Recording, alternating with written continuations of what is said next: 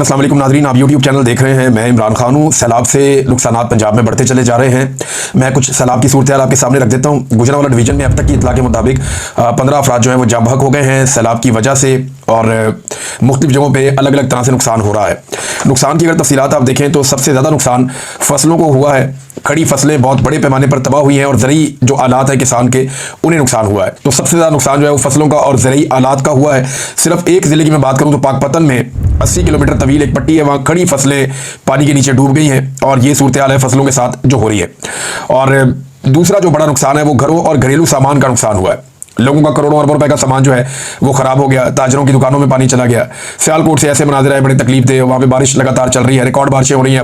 अब इंडिया वाली साइड पे भी हो रही हैं, पाकिस्तान में भी हो रही हैं और दरियाओं में भी तो यानी है पानी बढ़ता चला जा रहा है। और जो सियालकोट के नाले हैं वो ओवरफ्लो होकर शहर की तरफ दाखिल हो गए, उसकी वजह से वहाँ बहुत नुकसान हुआ। तो गुजरांवाला डिवीज़न की मैंने आपको सूरत हाल बताई। पहला नुकसान जो है वो फसलों का है सबसे बड़ा, दूसरा नुकसान जो है वो घरों का और घरेलू सामान का है, और तीसरा बड़ा नुकसान जो देहाती लोग हैं उनके जो मवेशी, गायें, भैंसें, भेड़ बकरियां और मुर्गियां और दीगर जो पालतू जानवर हैं उनका बहुत नुकसान हुआ है। बहुत बड़े पैमाने पर जो जानवर हैं वो बह गए हैं पानी के अंदर। बाकायदा लोग वीडियोस बना रहे थे, वो देख रहे थे कि गायें और भैंसें पानी के अंदर बहकर जा रही हैं और उनके निकलने का इम्कान भी नहीं है। तो गाय जो है उसका वो गाय पानी के अंदर वैसे भी नहीं जाती, भैंस पानी के अंदर नहाती भी है, पानी के अंदर जाती भी है। लेकिन ये जिस तरह का सैलाब है, ऐसे सैलाब से जानवरों का निकलना बड़ा मुश्किल हो जाता है क्योंकि दलदली इलाके बन जाते हैं किनारों पर और ये जानवर बहरहाल बहुत बड़े पैमाने पर हलाक होते हैं जब भी कभी सैलाब आता है और वो सूरत हाल बनी हुई है। तो ये तीन बड़े नुकसान हैं जो किसानों को हो रहे हैं, देही इलाकों में हो रहे हैं, शहरों में हो रहे हैं, और ये सारी सूरत हाल पंजाब में बनी हुई है। पंजाब की हुकूमत जो है वो अब तक नहीं जागी और टिकटॉक्स पे उन्होंने काम शुरू कर दिया है। मरियम नवाज पहुंची दरिया रावी पे, वहाँ पे जाके टिकटॉक बनवाया, वहाँ पे बाकी लोगों के साथ सारी इंतजामिया वहीं बुला ली। इस वक्त इंतजामिया को पहले होना चाहिए, प्लानिंग के साथ चलना चाहिए, काम करना चाहिए। तो मरियम नवाज के लिए बाकायदा वहाँ पे एक सेट लगाया गया, उन्हें बुलाया गया, बुलाकर दरिया के पास उन्हें खड़ा करके वीडियो बनाई गई। और जब वीडियो बनाई गई तो सेम टाइम में दरिया के अंदर कश्तियां भी चलती हुई दिखाई दी गई। अब ये कश्तियां इस वक्त होनी चाहिए थी वहाँ पे जहाँ रेस्क्यू का ऑपरेशन हो रहा है। कश्तियां वहाँ होनी चाहिए थी जहाँ पे लोग डूब रहे हैं, जहाँ लोगों को रेस्क्यू करना है, लोगों को निकालना है देहातों से बाहर। कश्तियां वहाँ होनी चाहिए थी, लेकिन कश्तियां कहीं और पहुंचा दी गई। और जो हुक्मरान तबका है, चाहे वो MP हैं, MNA हैं, मिनिस्टर हैं, वो लोग अपनी वीडियोज़ बना रहे हैं कश्तियों में बैठ के। 4-4, 5-5 कश्तियाँ एक एक बंदे ने मल ली हैं और उनके अंदर बैठ के उनके टिकटॉक्स बन रहे हैं। एक कश्ती के अंदर कैमरामैन सवार है, दूसरी कश्ती के अंदर सांप सवार है। वो जो बेचारे लोग हैं जिनको रेस्क्यू करना है उनको पूछ ही कोई नहीं रहा, कई कई घंटे वहाँ पे टिकटॉक्स बन रहे हैं। तो एक अजीबोगरीब सूरत हाल है। लोग अपनी मदद आपके तहत जो पानी के बंद हैं उन्हें बचाने की कोशिश कर रहे हैं। अपनी मदद आपके तहत लोग अपने घरों को बचाने की कोशिश कर रहे हैं। पाकिस्तान पीपल्स पार्टी ने इल्ज़ाम लगाया है रेजिडेंशियल सोसाइटियों के ऊपर। पीपल्स पार्टी का ये कहना है कि लाहौर की सरसब्ज ज़मीनें हाउसिंग माफिया ने निगल ली हैं, फसलें तबाह हो गई हैं, दरियाओं के किनारे जो हैं वो कमज़ोर छोड़ दिए गए हैं। आज सैलाब लाखों एकड़ ज़मीन और हज़ारों घरों को डबो रहा है, मगर हुक्मरान जिम्मेदारी लेने को तैयार नहीं है। क्लाइमेट चेंज बहाना है, असल मुजरिम वो हैं जिन्होंने कौम का मुस्तकबिल बेच डाला। ये बात की है पीपल्स पार्टी ने। नदीम अफजल चंद साहब ने भी इससे मिलती जुलती बात की है। मुझे अच्छी तरह याद है कि शहबाज शरीफ साहब जब नए नए वापस आए परवेज़ मुशर्रफ के दौर के बाद, तो ये कोई फिदाई चक्कर लगा कर आए थे। उसके बाद इन्होंने रावण में सहाफ़ियों से बात की थी, मैं वहाँ मौजूद था। तो इन्होंने कहा जी ये जैसे सोसाइटियाँ बन गई हैं, ये सारी ज़रूरी ज़मीनें थी, ये सारे ग्रीन एरिया से इनको ब्राउन कर दिया गया है, ये बड़ी ज़्यादती हुई है और पंजाब के बड़े शहरों के साथ ये ज़्यादती हो रही है, लिहाजा ये सिलसिला बंद होना चाहिए। लेकिन उसके बाद देखा कि ये उसके अंदर हिस्सेदार बन गए, इनके अपने रियल स्टेट के कारोबार शुरू हो गए। जिनके रियल स्टेट के कारोबार है उनके साथ इनकी रिश्तेदारियाँ शुरू हो गई और फिर इन्होंने वो सारे लोग अपनी पार्टी के अंदर शामिल कर दिए और वहाँ से ये भी पैसा बनाना शुरू हो गए। लिहाजा ये एक मशरूम ग्रोथ हुई है। अलीम खान साहब को क्या प्रॉब्लम था इमरान खान से? इमरान खान साहब ने खुद एक इंटरव्यू में बताया कि वो एक ग्रीन एरिया को वो ब्राउन करना चाह रहे थे और वो दरिया के बेड के अंदर ज़मीन उन्होंने ली हुई है और इमरान खान कहते थे वो गैर कानूनी है। ये वहाँ पे अपनी सोसाइटी बनाना चाह रहे थे अलीम खान साहब। तो इमरान खान साहब परमिशन देते नहीं थे, वो बन गई है। वहाँ पे एक ओवरसीज़ का पूरा एक एरिया है, ब्लॉक है और उस तरफ पानी दाखिल हो रहा है। ये है जनाब सूरत। इन सोसाइटियों को बचाना है तो आबादियों को डबोना पड़ेगा, जो कई दहाइयों पुरानी आबादियां उनको डबोना पड़ेगा, वहां से बंद तोड़ने पड़ेंगे अगर इन सोसाइटियों को बचाना है तो। बहरहाल ये मैं काफ़ी अरसे से कह रहा हूँ कि पानी के रस्तों को रोका गया है और पानी के रस्तों को रोकने के लिए बंद बांधे गए हैं और रेजिडेंशियल सोसाइटियां बनाई गई हैं। रियल स्टेट माफिया ने इसमें बहुत पैसा बनाया है और लगातार रियल स्टेट माफिया इसमें पैसा बना रहा है। बगैर किसी प्लानिंग के ये सब कुछ किया गया और पाकिस्तान के साथ सख्त ज्यादती इस मामले में हुई है। पाकिस्तान तहरीक इंसाफ ने इस बारे में फैसला किया है और मेरे ख्याल में बड़े पैमाने पर पाकिस्तान तहरीक इंसाफ को मैदान में आना चाहिए, क्योंकि हकीकी हुक्मरान वही है पाकिस्तान के। अवाम ने उनको वोट डाला था और अवाम उनकी तरफ देखती है। लिहाजा तहरीक इंसाफ को बड़े पैमाने पर निकलकर लोगों की मदद के लिए सामने आना चाहिए। जितने भी टिकट होल्डर हैं पाकिस्तान तहरीक इंसाफ के या जितने भी लोग हैं जो ओहदेदार हैं, उन सबको एक्टिवली पार्टिसिपेट करना चाहिए। ये मुल्की मसला है। अभी थोड़ी दिनों के लिए बाकी सियासी एक्टिविटीज अगर छोड़ के पूरे ताकत के साथ पूरे तरीके से सैलाब ज़दगान की मदद करें तो ये खिदमत से बड़ी सियासत और कोई होती नहीं है। और आवाम को भी आइडिया हो जाएगा कि जिस वक्त मौजूदा हुकूमत अपनी टिकटॉक्स बना रही थी, उस वक्त जिन लोगों को उन्होंने वोट दिए वो लोग उनके साथ खड़े थे। बहरहाल इनको मैदान में आना चाहिए पाकिस्तान तहरीक इंसाफ को, और अगर उस दौरान में अब हुकूमत गिरफ्तारियां करती है या इन्हें मदद करने से रोकती है तो हुकूमत खुद ही एक्सपोज हो जाएगी। सियालकोट में सूरत यह है कि 100 के करीब ऐसे देहात हैं जिनका राब्ता कट गया है, ज़मीनी राब्ता उनका कट गया है सियालकोट के साथ या शहरों के साथ, और लगातार कई इलाकों से ऐसी रिपोर्टें आ रही हैं, कसूर में भी, सियालकोट में भी और दीगर इजला से भी खबरें आ रही हैं कि कई देहात जो है उनका ज़मीनी रास्ता दूसरे इलाकों से कट रहा है और उसकी वजह से वहाँ पे कश्तियों की ज़रूरत है, लेकिन कश्तियों में तो टिकटॉक बन रहे हैं इस वक्त। नाज़रीन, एक और जो इंपॉर्टेंट चीज़ है वो ये है कि पंजाब हुकूमत ने और ब्यूरोक्रेसी ने इल्ज़ाम लगा दिया था भारत पे। सबसे आसान तरीका होता है कि आप कहें जी भारत ने अभी जारहियत कर दी है। सबसे आसान तरीका होता है कि आप दुश्मन के ऊपर इल्ज़ाम लगा दें कि साजिश हुई है जनाब, उन्होंने दहशतगर्दी होती है पाकिस्तान में, सीधा उठा के भारत के खाते में डालते हैं। हम अपनी एजेंसियों से और अपनी सिक्योरिटी फोर्सेज से नहीं पूछते कि ये दहशतगर्दी कैसे होगी पाकिस्तान में, हम अपने आप को अकाउंटेबल नहीं ठहराते, हम उठाते हैं सीधा इल्जाम भारत के खाते में डाल देते हैं। अब वो दुश्मन है, उसने कोई अच्छा काम तो करना नहीं है। तो ये अभी जारहियत वाला मामला जो है ये बहुत उठाया गया, और आई बिलीव, ये मुझे भी यकीन है कि भारत ने पानी छोड़ा तो है, वो जब चाहता है पानी रोकता है, जब चाहता है छोड़ देता है, लेकिन भारत ने जो पानी छोड़ा है, अगर भारत वो पानी ना छोड़ता तो भारत के अंदर तबाही होती, और वो हो भी रही है। इस वक्त जो इतलात भारत से आ रही हैं, मकबूजा कश्मीर में बड़े पैमाने पर हलाकतें भी हुई हैं, लोग जाम बहक हुए हैं और वहाँ बारिशें नहीं रुक रही। इसके अलावा भारतीय पंजाब में और दीगर इलाकों में बहुत सारे रकबे ज़ेरे आब आ गए हैं और वहाँ पे भी बंद टूट रहे हैं, जो हेडवर्क्स हैं उनके दरवाजे टूट रहे हैं। माधोपुर जो हेडवर्क है उसका भी उनका वो गेट उखड़ गया पानी के दबाव से। बहुत सारी और जगहों पे जो पानी उन्होंने भारत ने छोड़ा वो उन्हें छोड़ना पड़ गया क्योंकि वो खुद को भी तबाही से बचा रहे हैं, और भारत के अंदर भी इस वक्त सैलाबी सूरत हाल है। लेकिन क्योंकि देखिए फ्लो पाकिस्तान की तरफ आता है ना पानी का, तो भारत के लिए आसानी ये है कि उनके जो बॉर्डर के करीब के इलाके हैं वहाँ पे नुकसान होता है और वो पानी फिर पाकिस्तान में दाखिल हो जाता है। तो पाकिस्तान का नुकसान जो है वो बड़े पैमाने पर होता है और वो हम होता हुआ देख रहे हैं। तो भारत ने सारा पानी पाकिस्तान की तरफ छोड़ दिया। अब पंजाब हुकूमत ने आसान समझा कि जनाब जैसे फौज करती है वैसे हम भी करें, उठा के सारा इल्जाम भारत के ऊपर डाल दिया। यही बात जो है ब्यूरोक्रेसी ने भी की, पंजाब हुकूमत ने भी की। हालांकि जो गवर्नर है सिंध का, उसने तो इस आबी जारहियत के ऊपर भारत से बदला लेने का ऐलान भी कर दिया कि जनाब भारत से इसका बदला लेंगे। थोड़े दिन पहले ये बंदा मोटरसाइकिलें लेकर निकला हुआ था कि मैं भारत में घुस जाऊंगा सारी मोटरसाइकिलें लेके। वैसे अजीब आदमी है, इसको भारत का रास्ता दिखाओ, वाघा बॉर्डर से ये जाना चाहता है तो चला जाए। कुछ अर्सा पहले वाघा बॉर्डर पे आके भी ये अजीबोगरीब हरकतें की हैं। थोड़े दिन पहले ये आदमी जो एक स्टेज के ऊपर चढ़ के डांस रहा था, वहाँ नाच के आवाम को दिखा रहा था। कभी ये मस्जिद के मेंबर पे बैठ जाता है, कभी ये नाचना शुरू कर देता है, कभी ये मोटरसाइकिलों में निकल जाता है, कभी ये बावर्ची बन जाता है। ये एक बहरूपिया है जिसे गवर्नर बना के जो है मुसल्लत कर दिया है सिंध के अंदर। अब सूरत हाल आपके सामने ये सारा कुछ आप करता हो तो उसको देख रहे हैं। इस आदमी का क्या करैक्टर है, क्या कंट्रीब्यूशन है पाकिस्तान में, ये कोई नहीं बता सकता। लेकिन क्योंकि इसके ताल्लुकात अच्छे हैं एस्टैब्लिशमेंट के साथ, तो इसको उठा के गवर्नर सिंध लगाया हुआ। फैसल ने बताया था इसके नट बोल्ट कस दिए, इसका सॉफ्टवेयर भी को अपडेट किया गया गुज़िश्ता दिनों में, लिहाजा इसने अब भारत को ये बुरा भला कहता है ताकि एस्टैब्लिशमेंट इससे खुश रहे। तो उसने कहा जनाब कि आप ही जारियत का बदला जो है वो भारत से हम लेंगे। लेकिन इन सब की उम्मीदों में पानी फेर दिया ख्वाजा आसिफ ने। ख्वाजा आसिफ ने साफ साफ ये कहा कि नहीं जी भारत पे इल्ज़ाम नहीं लगा सकते। भारत ने बाकायदा हमें आगाह किया पानी छोड़ने से पहले। ख्वाजा आसिफ के बकौल ख्वाजा आसिफ ने कहा कि भारत ने हमें आगाह किया कि जनाब हम पानी छोड़ने वाले हैं, और 2 दफ़ा आगाह किया बकौल ख्वाजा आसिफ के। तो उसके बाद भारत ने पानी छोड़ा और उसके बाद दूसरा ऑप्शन भी कोई नहीं है। उसके अपने इलाके डूब रहे हैं, लिहाजा जब उसके अपने इलाके डूब रहे हैं तो पानी पाकिस्तान की तरफ भेजेगा ना, वो अपनी बर्बादी तो नहीं करवाएगा। ये तो कोई दोस्त भी नहीं करेगा। तो भारत तो पाकिस्तान का उस तरह दोस्त भी नहीं है, तो वो तो कभी भी नहीं करेगा। लिहाजा भारत जब चाहता है पानी रोक भी देता है, जब चाहता है पानी छोड़ भी देता है। ये उसके पास इसका इख्तियार है और वो आपको दिखाई भी दे रहा है। तो सैलाब नाज़रीन, अब जो गुरुद्वारा है करतारपुर वाला, वो भी जो सिखों का एक मुकद्दस मकाम है, वो भी डूब गया है पानी के अंदर। वहाँ पे भी हालत जो है वो ख़राब है, और इस दफ़ा फिर पाकिस्तान ने जो है वो अरबों डॉलर का पानी समंदर में ज़ाया कर दिया।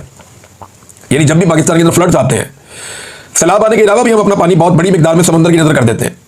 हम डैम्स बना के पानी इकट्ठा नहीं करते, हम ऐसे आबी ज़ख़ीरे नहीं बनाते, झीलें नहीं बनाते जहाँ पे हम पानी इकट्ठा कर सकें। तो हमारा पानी जाता है समंदर में, अरबों डॉलर का पानी समंदर में जाता है। इस पानी से हम बेशुमार अजनास पैदा कर सकते हैं, पूरी दुनिया को अजनास पैदा करके एक्सपोर्ट कर सकते हैं, पाकिस्तान के ज़र मुबादला के ज़खायर को बेहतर कर सकते हैं, अपना जो ट्रेड का बैलेंस है उसको बेहतर कर सकते हैं। लेकिन इस तरफ तवज्जो ही कोई नहीं देता, और पाकिस्तान में डैम बने नहीं, तो ये पानी सीधा जाता है समंदर के अंदर, और जितना पाकिस्तान पैसा मांगता है पूरा साल में दुनिया से, उससे ज़्यादा का पानी हम समंदर की नज़र कर देते हैं हर साल। और जब फ्लड आता है तो बहुत बड़े पैमाने पर हम समंदर में पानी अपना फेंक देते हैं। 45 साल से नाज़रीन ये हुक्मरान है, ये जो खानदान बैठे हुए ना दोनों, ये 45 साल से इस मुल्क में हुक्मरानी कर रहे हैं। 45 साल हो गए हैं, इन्होंने अभी तक डैम नहीं बनाए। इनके आने से पहले 2 बड़े डैम बने थे, एक मंगला और एक तरबेला। इन्होंने आने के बाद पिछले 45 साल में कोई डैम नहीं बनाया। इमरान खान साहब कुछ प्रोजेक्ट पे काम शुरू करके गए, गंडापुर ने पिछले दिनों पैसा भी मांगा, ये पैसा देते नहीं है।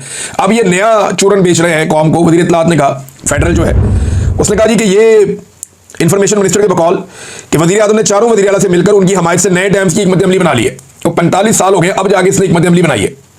45 साल से ये खानदान हुकूमत के अंदर है, और 45 साल के बाद अब इन्होंने डैम्स बनाने की हिकमत अमली बनाई है। हद नहीं होगी? कैसी इनकी बेड़ा गर्क हिकमत अमली है जो बनने में 45 साल लग गए हैं, और कह रहे हैं जी अब हम डैम्स बनाएंगे। ये जब कोई सामने आता है ना, दहशतगर्दी होती है, तो इसके बारे में हिकमत अमली ले आते हैं सामने। रंग बात है ना, जब कभी सैलाब आता है तो उसकी हिकमत अमली ले आते हैं डैम्स की। जब कभी आग लगती है तो ये कहते हैं जनाब फलानी हिकमत अमली हम लेकर आ रहे हैं।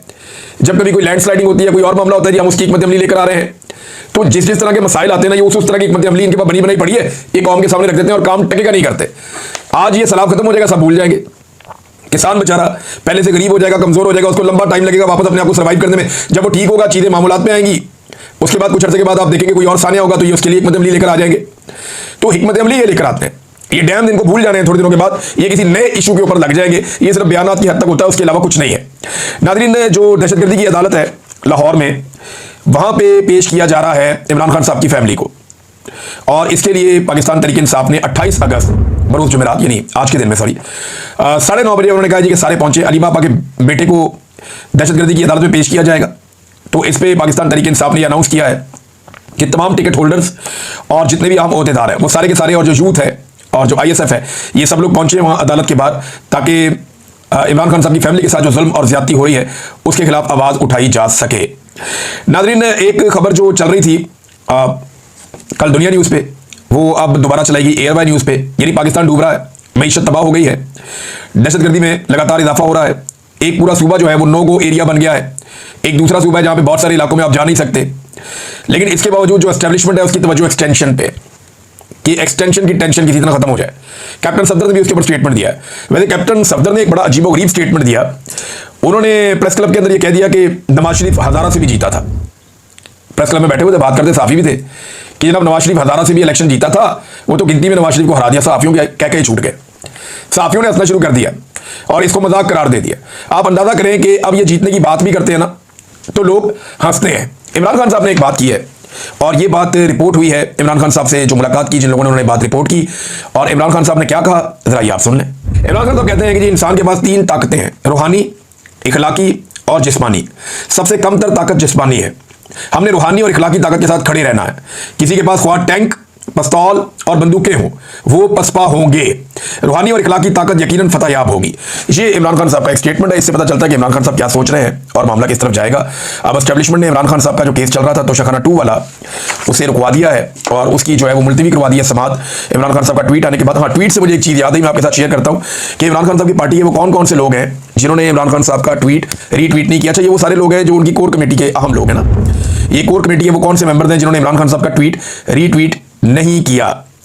अच्छा जी, ये 26 अगस्त वाला जो बड़ा रोला पड़ा हुआ है, शिबली फराज साहब ने नहीं किया, शाह फरमान ने नहीं किया, शोएब शाहीन ने नहीं किया, अली असगर खान ने नहीं किया, अली मोहम्मद खान ने नहीं किया, सैयद अली बुखारी, आमिर डोगर, आतिफ खान, बाबर अवान, बैरिस्टर गौहर खान जो चेयरमैन है, चौधरी शफकत महमूद और डॉक्टर अरसलान खालिद, इन्होंने भी नहीं किया, हाफिज़ फरहत अब्बास इन्होंने भी नहीं किया, हम्माद अजहर ने भी नहीं किया और हुसनैन दरिशक ने भी नहीं किया।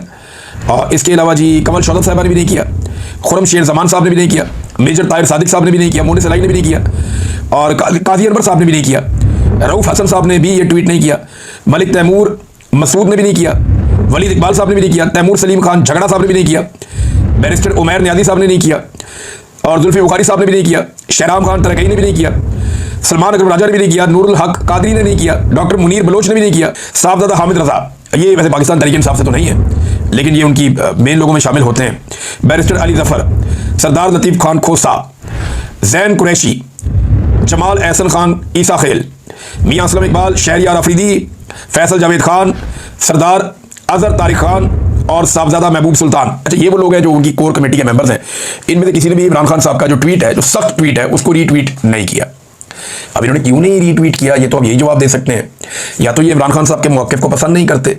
बहुत सारे सहाफ़ियों ने भी इसको रीट्वीट किया क्योंकि इमरान खान का एक मौक़िफ़ है और वो ये समझते हैं कि इस वक्त के जो मिलिट्री चीफ हैं वो सियासत में किरदार अदा कर रहे हैं और उन्हें वो नहीं करना चाहिए। उनके आइन और उनके हलफ से गद्दारी है या खिलाफ वर्जी है उसकी, तो उन्होंने तनकीद का निशाना बनाया फील्ड मार्शल को। लेकिन पाकिस्तान तहरीक इंसाफ के इन अहम तरीन लोगों ने इसको रीट्वीट नहीं किया या इसको रीपोस्ट नहीं किया। ये इंपॉर्टेंट था, मैंने इसलिए आपके सामने रखा। नून लीग और पीपल्स पार्टी ने नाज़रीन फैसला किया कि पीटीआई के खिलाफ मिलकर मुकाबला करना और मिलकर इलेक्शन लड़ना है। तो नूरा कुश्ती आपस में करते रहते हैं खाली वक्त में, लेकिन जैसे ही पीटीआई से मुकाबला होता है ये दोनों इकट्ठे हो जाते हैं, इनके साथ एस्टेब्लिशमेंट और इनके साथ इलेक्शन कमीशन, सारे इकट्ठे होकर इलेक्शन लड़ते हैं। अब क्योंकि पाकिस्तान तहरीक इंसाफ ने ज़िमनी इंतखाबात का जो है वो बाइकआउट कर दिया, वो नहीं लड़ने जा रहे, तो अब मामला ये है कि ये बेचारे नूरा कुश्ती भी नहीं कर सकते, क्योंकि इन्होंने पहले ही मिलकर लड़ने का फैसला कर लिया था। आयशा भुट्टा साहिबा ने एक ट्वीट किया है। ये वो खातून है जिन्होंने सबसे पहले ये लिस्ट जारी की थी, जिस लिस्ट में बताया गया था कि मरियम नवाज के खानदान से कौन कौन चला गया, बच्चे चले गए, दामाद, बेटी, दूसरी बेटी, उनके दोस्त, उनके बच्चे, उनके मुलाजिम, हमारे मुलाजिम, उनके मुलाजिम, जाती मुलाजिम, मेकअप आर्ट, ये सारा इन्होंने बताया था आयशा भुट्टा साहिबा ने।